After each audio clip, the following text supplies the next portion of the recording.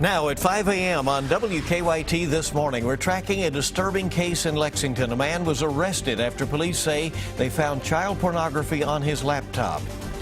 Lexington city leaders are backing off their demands for now. Coming up, what that means for the Centerpoint project. And later today, a funeral will be held for 6 family members who died in a Wayne County crash. Tracking, alerting, protecting. This is WKYT This Morning. It's Friday. Good morning and welcome in. Nice to have you on WKYT. I'm Bill Bryant. And I'm Rebecca Smith. Yesterday I posted a picture of my water, ice cold. It was so refreshing because it was so hot and muggy yesterday. You probably had a little, some of that on the outside of it, some of the moisture, I guess. Yeah. So let's great check in. Photography, I guess. Sure it was. Yeah. Award-winning. Let's check in with meteorologist Micah Harris. Yeah, you will need that. I mean, again, for today, you'll need it for the weekend. It's just not changing much. However, I do have a big front there in the forecast, and it will slide through early next week. There's First Alert Defender Live Radar, nice clean sweep. We're sitting there at 59 degrees in Lexington, 65. Now in Jackson, London, Corbin area, that's where we're at, 61 degrees, and you'll have some fog down in there from that rain from yesterday. But just like yesterday, where you had one big storm and then a couple little small storms, that's exactly what you're going to be seeing today. Mostly dry, slight chance of rain. Temperatures mid-80s. What's the change for the weekend? Because there is a change. Is it temperatures or is it rain?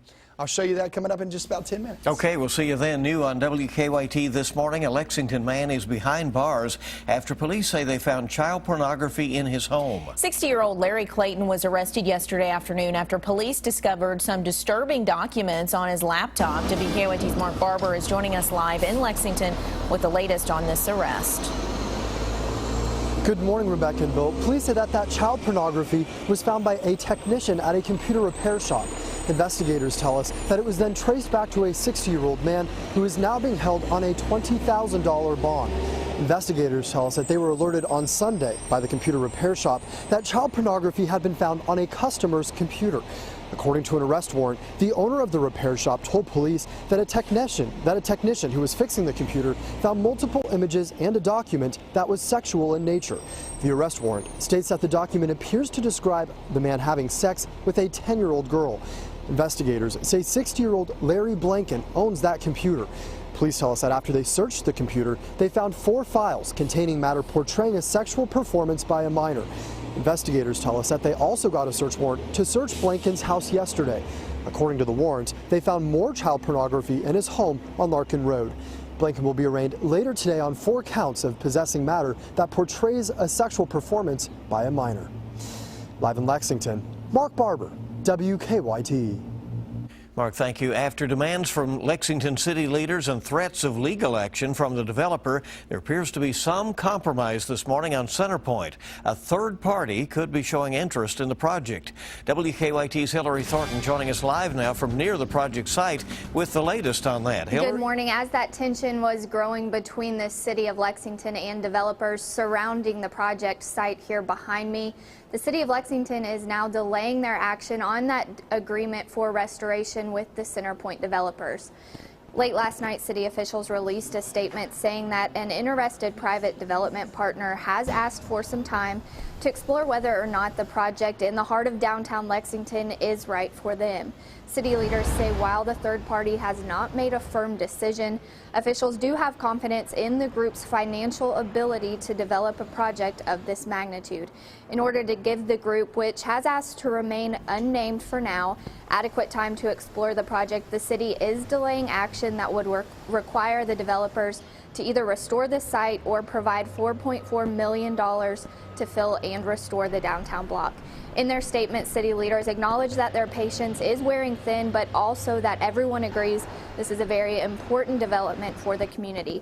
Now, officials say that potential third-party partner will make a decision within 90 days, and that statement last night was the last public statement from the city and developers until that decision is made. Live in Lexington, Hillary Thornton, WKYT. Hillary, thank you very much. And later today, 6 family members who died in a Wayne County crash will be laid to rest.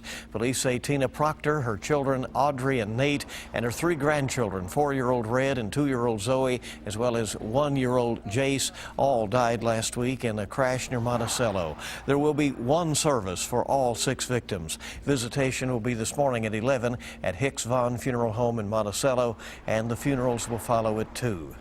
A teenager faces charges this morning after police say he shot his grandmother at an Estill County home. This happened yesterday afternoon on Ida Grace Road near Irvin. State police say 19-year-old Jordan Payne shot 59-year-old Dorothy Gregory in the arm, then drove off. Police say they later arrested Payne at his home in Madison County. He's charged with assault and wanton endangerment. Police say Gregory was taken to UK Hospital with non-life-threatening injuries. Now 5:05 on WKYT this morning, and newly filed court documents have more details about a bourbon theft ring. According to our news partners at the Herald-Leader, the Franklin County Sheriff's Office suspected the accused ringleader, Gilbert Kurtzinger, of stealing bourbon years ago. Police say they found bourbon barrels at his home earlier this year. More than $100,000 worth of bourbon was stolen from Wild Turkey and from Buffalo Trace distilleries. 9 people were charged in the case, and 2 have already pled guilty. The documents also claim there was lax security at Buffalo Trace, including hinges that could be taken off of a locked gate to gain access to Pappy Van Winkle bourbon. Well, police say the driver of a tractor trailer was drunk when he crashed on Interstate 75 in Laurel County. This happened yesterday afternoon in the southbound lanes between London and Corbin. These are some eyewitness photos that we received from the scene. State police say 45-year-old James Buell of Knoxville lost control and hit an embankment. They say he was taken to the hospital for minor injuries and later charged with DUI.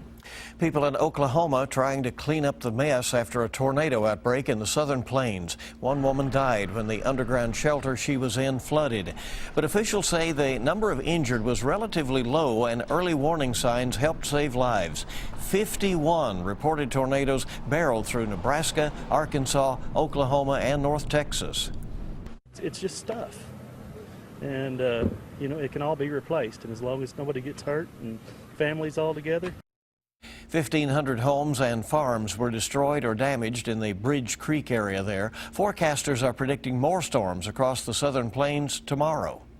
A Lexington mother is giving back to an organization she says helped save her children's lives. In 2013, Michelle Bowdy's children were diagnosed with a rare medical condition that required bone marrow transplants. She says the organization called Be the Match helped find bone marrow donors for her children. So yesterday, she set up a donor registry drive at Tates Creek Elementary School. Only 30% of family members are matches. 70% do not have matched family members, so that's why we go through an organization like Be the Match.